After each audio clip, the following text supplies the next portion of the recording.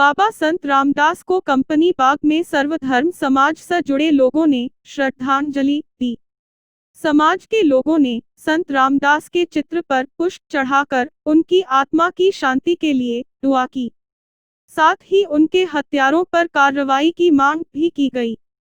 शोकसभा मां गंगा प्रदूषण मुक्ति समिति के द्वारा गांधी मूर्ति पार्क निकट कंपनी बाग में आयोजित की गई, जिसमें नगर स्वर्गीय श्री रामदास जी के परिवार के सदस्य, शहर के सभी हिंदू संगठन, सामाजिक संगठन, समाजसेवी, व्यापारी नेता, धर्माचार्य द्वारा अपने विचारों द्वारा स्वर्गीय नगर संत रामदास को भावपूर्ण श्रद्धांजलि दी गई। सभी ने नगर संत की इस प्रकार की संदिग्ध मृत्यु पर शोक प्रकट किया और मृत्यु को आत्मिक मृत्यु है या यह एक हत्या है, इसको लेकर भी अपने अपने विचार प्रकट किए। शोक सभा का संचालन आशीष त्रिवेदी द्वारा किया गया। शहर के संगठनों में उपस्थित रहे संगठन के पदाधिकारियों में मुख्य रूप से धीरशानत दास जी महाराज, शिवसेना के जिला अध्यक्ष वीरेंद्र अरोड़ा, राष्ट्रीय योगी सेना के आकाश अग्रवाल, अंतर्राष्ट्रीय बजरंग दल एसआई रोहन सक्सेना, व्यापारी नेता दीपक अग्रवाल, हिंदू महासंघ स पंकज, श्री परिवार व्यय महासमिति स आचार्य कामेश प्रसाद मिश्र, नरेश सक्सेना, संजय गुप्ता, एहसास सेवा समिति स हबीब फुरखान, राष्ट्रीय जागरण पार्टी स विश्व हिंदू परिषद गौ रक्षा विभाग एवं प्रसादी रहे मां गंगा प्रदूषण मुक्ति स समिति स राजीव अग्रवाल, सुनीता अग्रवाल, जयदेव यादव, विशाल अग्रवाल, मुन्नी देवी, ममता गुप्ता, विजेंद्र यादव, अनुज गुप्ता, राजीव विश्नोई, दिनेश विश्नोई आदि मौजूद रहे। उसके बाद भी वहाँ कोई मतलब कार्रवाई नहीं हुई, तो बाबा ने महाकाली का एक यज्ञ रखा, जिसमें वो यज्ञ मैंने किया था, और वहाँ बंदूक लेके 3-4 लोग आ गए थे, लेकिन माँ काली की कृपा देखिए कि वो भवन से भाग गए। वहाँ से एक भी नहीं पाया। वहाँ बाबा ने कपड़े उतार के गंगा में बढ़ गए और सारा सामान निकाल के जितना भी वहाँ गंदगी थी वहाँ बाहर फेंक दिया उन्होंने। ऐसे थे संत महान हमारे संत। आज उनकी अचानक मृत्यु हो गई है। ये हार्ट अटैक से हो गई है, कोई कह सकता है क्या? उन्हें आज तक बुखार नहीं आया, उन्हें हार्ट अटैक हो गया। ये सोचने की व्यवस्था है, ये सोचने की बात है। ये लोग सोच रहे हैं कि अगर ये मृत्यु साबित हो गई तो हंगामा कट जाएगा प्रदेश में। मैं माननीय मुख्यमंत्री जी तक ये बात अपनी पहुंचाना चाहता हूं मीडिया के माध्यम से कि मुख्यमंत्री जी ये देखें कि हमारे संतों के साथ हो क्या रहा है। ये पहले संत नहीं है, ये बहुत सारे संत हैं यूपी में जिनका पता ही नहीं चल रहा, जिन्हें मार दिया गया है। और ये क्यों मारा है ये सब जानते हैं। माँ गंगा आज भी कैसी है, कोई नहीं जाता वहां। आज भी कूड़ा करकट, सारी फैक्ट्रियों का पानी वहीं गंदगी है। ये हमारा क्या कहना चाहिए कि हमारे शहर के लिए डूब मरने की बात है कि हमारी माँ हमारे शहर से निकलती है और आज भी वहाँ गंदगी है, हर फैक्ट्री का पानी वहाँ जा रहा है, गंदा जा रहा है? लेकिन हम नहीं रोक सकते उन्हें, हमारे बस की नहीं है, क्योंकि राजनीति करते हैं हम। सिर्फ कोई गंगा में नहीं बढ़ता देखा किसी ने भी कि हाँ इतनी फैक्ट्री चलने में रुकवा ले उन्हें। फिर मेंटेनेंस कब से लगाया, साला कब से पैसा आया सरकार का, आज तक नहीं लगा यहाँ कहीं भी। पूरे शहर में खुदता है, 3-4 साल खुदता है, उसके बाद खत्म हो जाता है सब। फिर गंगा वहीं पानी जा रहा है गंदा। और नहा के देखिए, जाके देखिए हर जिले में कि कितना गंदा पानी जो है गंगा में गिर रहा है। अब दशहरे आ रही है, लोग जाएंगे मां पूजा करके, लास्ट में करेंगे, आ जाएंगे। लेकिन हमारा दुर्भाग्य मुरादाबाद का है कि हमने साथ नहीं है, हमें नहीं चाहिए ऐसा जो है गंगा। अभी मैं बताता हूँ आपको गंगा जी मैं आपको अभी असलियत बताता हूँ। 2010 में बाढ़ आई थी। बाढ़ आने से पहले सर एक मिनट मेरी बात सुन लेंगे सर एक मिनट 2010 में बाढ़ आने से पहले आशियाने में कीमत 8,000 रुपए की प्लॉटों की, लेकिन माँ गंगा जी प्लॉटों में आ गई, उनकी कीमत 40 से 45,000 हो गई। ये अहमियत तो माँ गंगा की। लेकिन हमारा शहर नहीं समझ सकता जिंदगी में कभी कि इस आदमी ने हमारे लिए क्या किया है। इन्होंने एक प्रोग्राम रखा था लॉकडाउन से पहले, उसमें इन्होंने घर जाकर भीख मांगी थी लोगों से कि साहब मैं ये प्रोग्राम करने जा रहा हूँ हिंदुओं के लिए, जरा इसमें थोड़ा पैसा इकट्ठा कर ले हम। उस व्यक्ति ने उस पैसे के मास्क ले लिए, मास्क बांटे उसने अन्न बांटा उसने वहां उस पैसे का, आज उसकी हत्या कर दी थी इस शहर में। और मैं 100% कह सकता हूं कि उस व्यक्ति की हत्या ही की गई है। वो ना हार्ट अटैक से मरे हैं, ना ही उन्हें कोई चीज हुई है, हत्या की गई है। और ये बात माँ भगवती खुद दिखा देंगी, माँ गंगे खुद दिखा देंगी। आने वाले समय में ये सारा राज हो जाएगा। अगर प्रशासन भी नहीं करेगा तो माँ भगवती स्वयं करेंगी इस बात चीज को, और वो लोग सामने आएंगे। मैं माँ भगवती खुद कहता हूँ कि वो लोग सामने आ जाएंगे जिन्होंने मृत्यु की हमारे बाबा को मारा है। जय हिंद, जय भारत, जय मगनान। अच्छा लगता है या सन्यासी अच्छा लगता है? तो भगवान ने तुरंत बोला कि मुझे गृहस्थ अच्छा लगता है। तो हमारे और आपकी गृहस्थी में से एक पवित्र हीरा प्रकट हुआ जिनका नाम संत रामदास जी हुआ। और सब लोग बोल रहे थे कि भाई 84 घंटे से उनका प्रकाट्य हुआ और किन परिस्थितियों में वो संत बने। तो शायद हमारे राजेंद्र जी मल्लू भाई हैं हमारे बीच, और हमारा साथ भी बहुत पुराना था उनका। और संत किसी भी परिप्रेक्ष्य में बना नहीं जाता। जिस समय आपका हृदय पवित्रता की ओर चलता है उस समय आप संत का मतलब होता है समस्त इच्छाओं को अंत करते हुए एकमात्र पूर्ण भगवान की शरणागति कर देना। भगवान ने गीता में बोला कि सर्वधर्मान परित्यज्य मामेकम शरणम व्रजः अहम त्वं सर्वपापेभ्यो मोक्षयिष्यामि मा शुचा। जब तुम समस्त कपोल कल्पित धर्मों को त्याग कर एकमात्र मेरी शरणागति करोगे तब वास्तव में आपका मानव जीवन का उद्देश्य पूरा होगा। एक संत श्रेणी पाने के लिए हमें बहुत सारी चीजों का त्याग करना पड़ता है। अभी हमारी कथा चल रही थी कांठ में, तो जितने सुनने वाले थे कोई आता था कोई नहीं आता था। हमने एक दिन कहा भाई आप लोग क्यों नहीं आते? कोई कहा कि भाई हमारे यहाँ मेहमान आ जाते, कोई बोला हमारा तबीयत खराब है, कोई बोलता बच्चों के। तो हमने कहा हम जो सामने आके रोज बैठते हैं हमारे यहाँ हारी बीमारी नहीं होती क्या? हमारे यहाँ मेहमान नहीं आते? हम कथावाचकों को 7 दिन कहाँ बैठना पड़ेगा नरेश जी? बोलो। दूसरे दिन हमारा ढोलक वाला बोला मुझे लूज मोशन हो रहा है। ठीक, तो ऐसी बहुत सारी चीजें होती है जो संतों को त्यागना पड़ता है। आज हम कह रहे हैं कि जहां आवश्यकता पड़ती थी वहां संत रामदास जी प्रकट हो जाते थे। कल भी मैं एक ज्ञापन में था, आज सुबह भी डीएम साहब को अभी ज्ञापन दिया है हमने। वहां भी ये चर्चा हो रही थी कि इनके मुंह पर ना नहीं था। किसने कहा मेरे साथ ये अन्याय हो रहा है, तो उन्होंने कहा मैं तैयार हूं, आपको वहां चलना है मैं तैयार हूं। जिन्होंने अपना पूरा जीवन लगा दिया और ऐसे संत का जो अंत है वो हृदय विदारक हो, शंका से ओतप्रोत हो, जिनकी परिस्थितियां ये प्रकट करती हो कि ये स्वाभाविक मृत्यु नहीं है, तब हम सबका कर्तव्य बनता है कि हम ऐसे संत जिसका कोई शत्रु नहीं होता। अभी हमारी नेत्री बोल रही थी, बिल्कुल सही बात है कि संत का कोई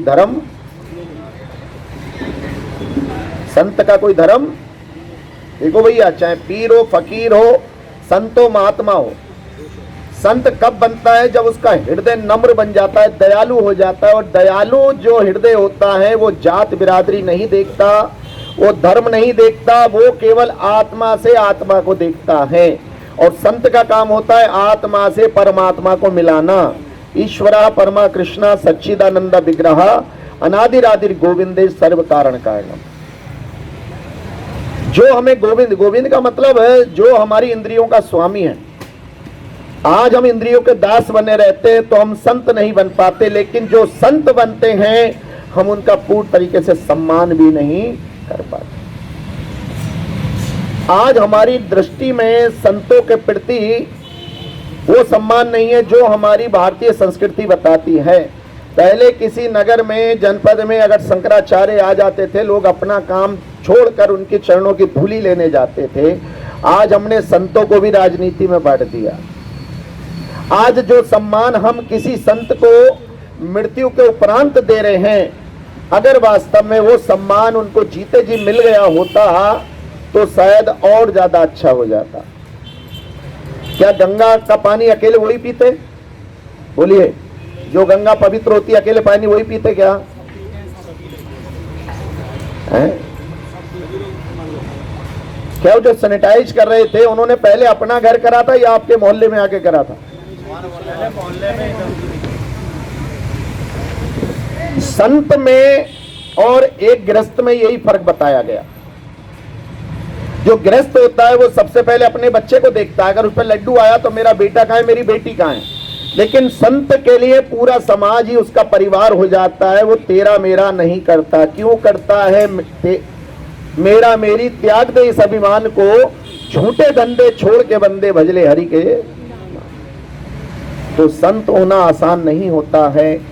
शास्त्रों में कहा गया है कि 21 पीढ़ियों में कोई ऐसा उत्पन्न होता है जो क्या बनता है? संत बनता। आज हमें सबको संगठन और शक्ति के माध्यम से सरकार से मांग करनी है कि जो साधु संतों को निशाना बनाया जा रहा है, जो साधु संत अगर किसी गलत काम का विरोध कर रहे हैं, उस गलत काम के करने वाले उस विरोध स्वरूप उस संत की हत्या करते हैं, तो ये बहुत ही सोचनीय और आने वाले भविष्य के लिए खतरनाक बात है। फिर हम संत लोग जब आपका सहयोग नहीं मिलेगा तो हम उसका विरोध करना क्या कर देंगे? बोलो। अरे मैं एक समय से नशे का विरोध करता हूं भाई। अभी हमारे बिश्नोई जी बोले कल मेरा सौभाग्य था, मैं बिश्नोई धाम पे था, शायद मुरादाबाद में। आज मुझे 30 वर्ष हो गए। मैं नशे का सबसे ज्यादा विरोध करता हूं। मैं शराब का, गुटखे का खुलेआम विरोध करता हूं। मैं ये नहीं सोचता क्या है। मैं नशे को लेकर कहीं भी खड़ा हूं, और ऐसा नहीं है, कई बार शराब की हट्टी भी हटवाई गई है, उसका भी कोप मुझे झेलना पड़ा है। लेकिन भगवान की कृपा थी, थोड़ा मैं वकालत की मैं कर हुआ हूँ 90 का, छोड़े हुए हूँ, तो मुझे सब आता है। मैं संत जी की तरह इतना सरल नहीं था जैसे वो थे। उन्होंने किसी ने फोन करके बुलाया तो बेचारे वही क्या हो गए, चले गए। और मेरा फर्क यह है कि मैं जब जाता हूं तो पूरा अपना सोच समझ के जाता हूं, लोगों को बता के जाता हूं। मेरे ऊपर भी लोगों की निगाह है। हमारे धर्म में सबसे ज्यादा जयचंद छुपे हुए, समझते हो? हमें पाकिस्तान से खतरा नहीं है, हमें चाइना से। ये जो हमारे साथ हमारे हाथ से प्रसाद लेते हैं, हमें उनसे ही बहुत ज्यादा खतरा रहता। तो हम संतों की राह जो है वो कांटों से भरी हुई है। हमें क्या करना पड़ता है? कांटों से गुजरना पड़ता है। कल भी एक सज्जन हमसे कह रहे थे, महाराज जी ऐसा लगता है दुनिया की सारी दौलत संत महात्माओं में, इसलिए आपने भी वकालत छोड़कर क्या पकड़ लिया? एक चोला पकड़ लिया। तो हमें बदनामी बहुत मिलती है, लेकिन कहते हैं जितना दिल ने तुझे याद किया उतना जग ने बदनाम किया, और बदनामी का फल किया पाया, ये मैं जानूं या। तो मैं आज इस अवसर पर केवल आपसे एक बात यही कहूंगा कि हमारे संत रामदास जी की जो बलिदान है वो व्यर्थ ना जाए। आज से हम संकल्पित हो जाएं कि आज के बाद किसी भी संत पर कोई आक्रमण या कोई उनकी जान को खतरा होता है तो हम कंधे से कंधा मिलाकर चलेंगे, क्योंकि संतों का काम आपके मन को पवित्र करना है और गृहस्थों का काम संतों के तन को सुरक्षित रखना। ये शास्त्र का सिद्धांत है भैया। हम संतों के पास जाते हैं तो संत हमारे मन को पवित्र करते हैं, और जब संत हमारे मन को पवित्र करेंगे तो हम लोग उनके तन को सुरक्षित करना चाहिए। उनको भोजन की आवश्यकता होती है, उनको कपड़े की आवश्यकता होती है, हो सकता है उनको आपके प्रोटेक्शन की आवश्यकता हो, क्योंकि जगह जगह से जिस समय विधर्मियों ने हमारे भारत पर आक्रमण करा तो उन्होंने सबसे पहले हमारे मंदिर और संतों को नाश किया, क्योंकि जब इनके धार्मिक शिक्षा देने वाले नहीं बचेंगे तो इनके बच्चे जो हैं वो कुसंस्कारी हो जाएंगे, और जिस समाज में कुसंस्कारी होते हैं वो समाज थोड़े दिनों में पतन के रास्ते पे चला जाता है। लेकिन संत जो होते हैं वो सदमार्ग पे लगाते हैं, वो अच्छा काम करते हैं। चाहे भैया गंगा सफाई का काम हो, चाहे खनन रोकने का काम हो, चाहे ई कचरा जलाने का रोकने का काम हो, चाहे सरकारी योजनाओं को पहुंचाने का काम हो। हालांकि हमारा उद्देश्य किसी भी पार्टी या किसी भी व्यक्ति विशेष को हम लोग नीचा नहीं दिखा सकते, क्योंकि संतों की दृष्टि में जो शत्रु होता है वो उनका सबसे बड़ा मित्र होता है। संत का कोई शत्रु नहीं होता, लेकिन दूसरा कोई शत्रु मान रहा है तो हम भगवान से प्रार्थना करते कि ठाकुर जी इसकी बुद्धि भी क्या कर दो, निर्मल कर दो।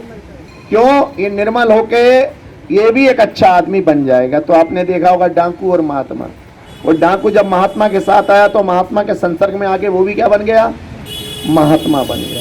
कोई हत्या करने आया लेकिन संत की उदारता देखकर वो भी भक्त बन गया। कोई वेश्या संत को बदनाम करने आई लेकिन संत की पवित्रता देखकर वो भी भक्तन बन गई। तो संतों का काम होता है कल्याण करना। कल्याण के मार्ग पर हमारे संत रामदास जी अग्रसर थे। ठाकुर जी का जो भी विधान था उसे हम स्वीकार करेंगे, लेकिन कोई भी अन्याय हम स्वीकार नहीं करेंगे। हम इस घटना का दूध और पानी का पानी करेंगे। और जहाँ तक मेरा अपना कहना है तो मैं तन से, मन से और धन से हर समय इस परिवार के साथ पहले भी था, आज भी हूँ, भविष्य में भी रहूँगा। गंगा मैया की जय। अंजलि देना चाहते हैं तो हमें उनके जितने भी कार्य हैं उनको सुचारू रूप से गतिमान रखना है और ज़्यादा रूप से रखना है।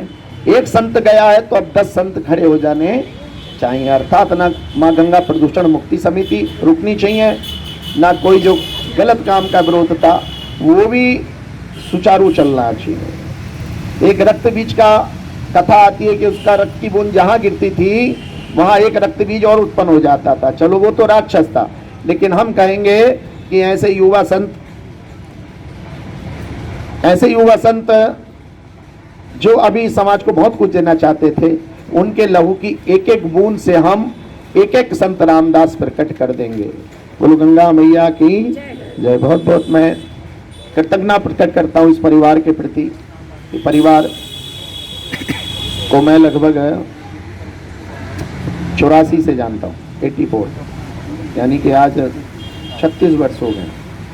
तो ऐसे परिवार को मैं एक एक चीज़ जानता हूँ सब। ये परिवार अपना आप में बहुत सौभाग्यशाली है कि अल्प समय के लिए एक दिव्य हीरा इनको मिला। हम देखेंगे कि विवेकानंद जी की आयु भी केवल 39 वर्ष थी, शंकराचार्य जी की आयु भी थोड़ी सी थी, जितने भी क्रांतिकारी उनकी आयु भी थोड़ी थी।